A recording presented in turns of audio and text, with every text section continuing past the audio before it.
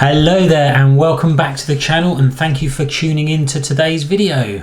Today we're going to be talking all about color grading and the recent release of Lightroom's color grading option, which has replaced the split toning. So let's go take a look at that now.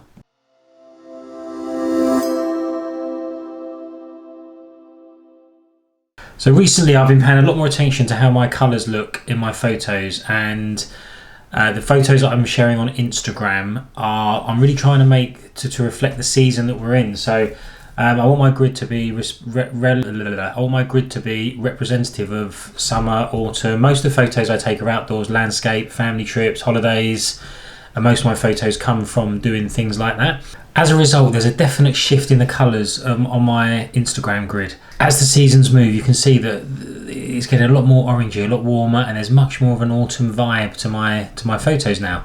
So don't forget to head over to Instagram to check me out. I'll stick my my username in here somewhere, and you can make a note of that and get over there and let's connect on Instagram too. So as a result of that, I think this new color grading option in Lightroom is going to be really useful to really bring out the colors in those photos. I think it was released as an upgrade to the subscription package, I think around the 20th of October. So I'm a little bit late, a day or two late to really sitting down and looking at it, but it's something that I'm really excited about doing. So I'm going to have a look at that now.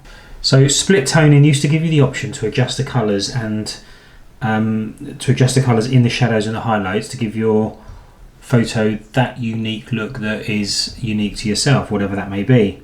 Colour grading goes one step further, taking the idea from Premiere Pro, and it allows you to adjust the colours not only in the shadows and the highlights, but also in the midtones as well.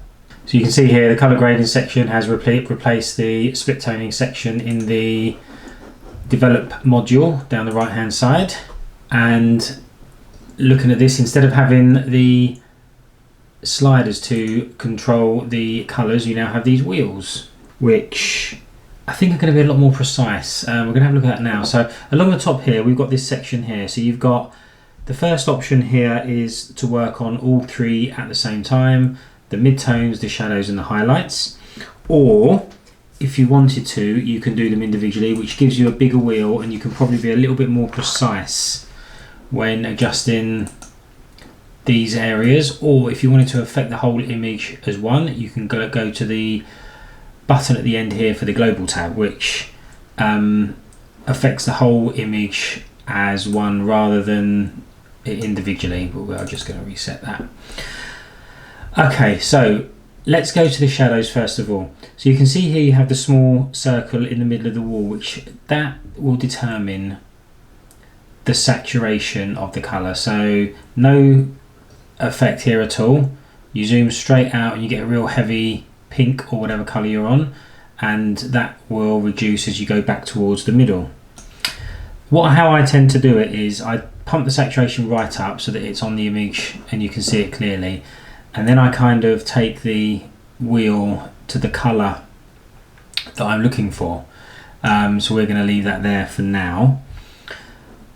And then I click back on this circle, and that will slide in and out and adjust the saturation. So when you've got the colour you want, you click on this circle again, and you can see this line appears. Now that gives you a little bit of leeway when sliding up and down. It kind of locks into place, but if you do move it too quick, you can jump off that line. So just be aware that while it does lock into place, it's you can click off it. So I'm sliding up and down, but there you go, I moved it too quickly and it did jump off. So you have to be quite precise in sliding that up and down. So we have added an adjustment to the shadows. Let's put it about there. So you can see now I've picked a hue of blue, and we've got in the shadows, in the dark areas of the picture, it's got a slight bluish hue to it. Looking along the top here, we are on the shadows button. When you make an adjustment, you get this little button underneath, or this little dot underneath the button, and that just shows you which areas of your photo have an adjustment in it. So as you can see, we've only done the shadow here, so only the shadow has got the dot underneath it. Clicking and holding this little eyeball here will turn that adjustment off. So I'm holding the mouse down now, and it just shows you a before and after. just so that you know, have you gone too far, not far enough. It just gives you an idea of how it started and how it finished. So let's just do a quick little adjustment on the midtones here, and we are going to do the same on the shadows. Sorry, on the highlights. I'm going crazy, and it is autumn, so let's give it a bit of a warm orangey feel. There we go. Right, so when you've done your 3, if you're happy with that, great. You can, as you can with all the Lightroom panels here, hit this button just here, which turns off all your adjustments, and you can just, again, give it a sense check and make sure you're happy with what you've done. If you are more of a slider person, going back to the shadows, you have a little arrow here that you can click on that drops down the sliders that you're probably very familiar with, and we can just adjust the hue up and down here, and you can see the dot go around the circle, so it's having the same effect as moving the dot with your mouse, and the same with the saturation. If we were to move this up and down, the saturation slider moves in and out. In case I didn't explain it properly at the start, if you have the circle in the middle, there will be no color shift. If you have it right to the outside of the circle, it is the full saturation for your chosen color. So that's how that slider there works. Of course, you've also got the Luminance slider, which adjusts how bright or dark your adjustments are, and that can be tailored to whatever you want it to be. Okay, so this is a little bit more different now. So we've got the blending and the balance sliders. I'm just going to make some extreme colors here. So I'm going to put the midtones really bright on the green.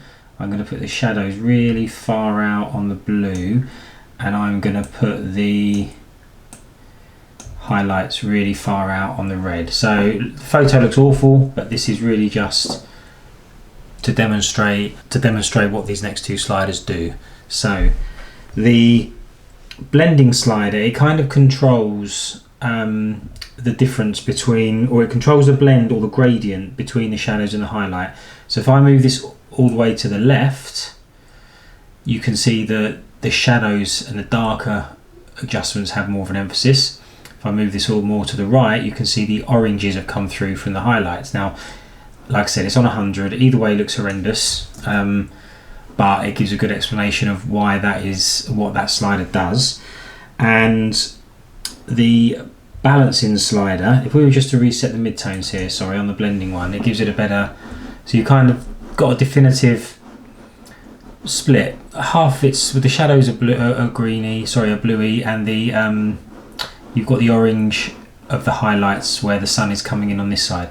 If I was to move this all the way to 100, you can see that both of those colours have got a lot richer, a lot darker, a lot bolder, but it looks, you can tell there are 2 distinct sides to the picture now. There's an orange side and a blue side.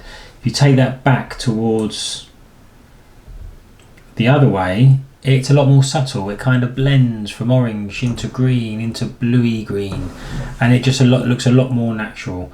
You wouldn't have these on 100 anyway, but that is to show how extreme, or what this slider here does. So let's put the midtones back up. So the balance, the blending emphasizes those two tones. Now the balance slider is a little bit similar to what the slider that you had in the old split toning module in the old Lightroom before this upgrade. If you move it to the left, the shadows will dominate. If you move it to the right, the highlighted colors will dominate. So anything with a slight highlight in, you hit in orange, shadows you hit in blue. So depending on whether you want your picture to be warmer, colder, bluer, oranger, whatever colors you've chosen here, and I'm going to keep saying it, I would never have these up on 100. It's all about minor adjustments, and it's all about subtlety when you're doing these photos. It's not about oversaturating, not for me anyway, oversaturating and dominating colours. It's all about little subtleties that just make it a little bit more unique. So let's say we've done that, and let's say we're going to click this button here to see what it was like before and to see what it's like after. We think, oh my God, I've ruined my photo. What am I going to do? Oh, I know what I can do. You go back to the beginning and you double click on any of these to reset that reset that option. So if we double click on highlights, it's going to reset the highlights. If we double click on shadows, it will reset the shadows. If you don't like any of it, which I don't, you just go up to the adjust and you double click the adjust and it's reset the picture back to where it was. And you can start again, or you can turn your computer off and go down the pub, whichever you prefer. The second one sounds good, but we're going to still work on this photo until we get it done. That is it really. I mean, we've covered the wheels, we've covered this area across the top here. You've still got the sliders. If you're more of a slider person, or you don't quite like the wheels here and these dials, blending and balance affects how the colors affect the image for those parts. And that's the new color grading tool from Lightroom. I think it's a good one. I think it's going to make you be able to personalize your photos even more and add those tones that you want to add to the areas of the photo that you want to add them. And it's easy. I mean, it's not difficult. It looks a little bit daunting at first, but once you break it down and look at them bit by bit, it's good. It's easy. If I can do it, anyone can do it. The only thing missing here, which would have been great for them to introduce, was the ability to save them as a preset. If we have a quick look back on Lightroom, tone curves, for example, you have the option to save your. So I've got a couple here of subtle tone curves that I've saved as I've been going along. It would be pretty cool to have that option here, so you can set up the colors that you like and then just apply that preset to all your images and then fine tune it rather than going through them all again. It's a minor gripe. Maybe it will be released in another video. We'll see. And sorry, another release of Lightroom. We'll have to look out for that, hopefully. Things like this, by the way, are the reason why I love the subscription service. It really comes into its own. £9 a month in the UK, and you get these updates as and when they happen for Lightroom and Photoshop for that £9, which I think is, yeah, they're getting more money out of us, but you get the latest releases as soon as they're released. I know a lot of people are against paying for it this way. It means that you're always paying for it, you never own it, you rent it, all that kind of stuff.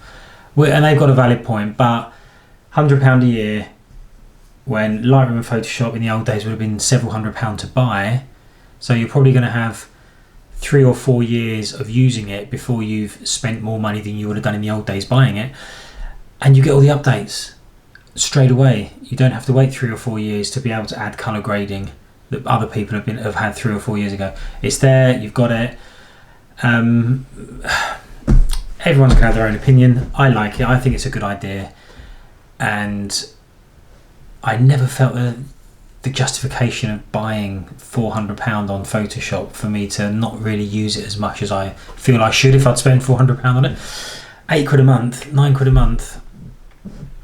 You know, it's 3 or 4 cups of coffee from Costa. Make your own coffee, you know. So that's it for today. I've waffled on long enough. Thank you for watching. I hope you found that useful. It's the new color grading tool from Lightroom. Please don't forget to like, share and subscribe to the channel. If you're interested, there's going to be a load more videos coming. And drop me a comment below. Let me know if you like it. Let me know what you think. Let me know if you think it's going to be useful. And it'd be great to hear from you. So again, thanks for watching. So that's it until the next video. We'll see you later.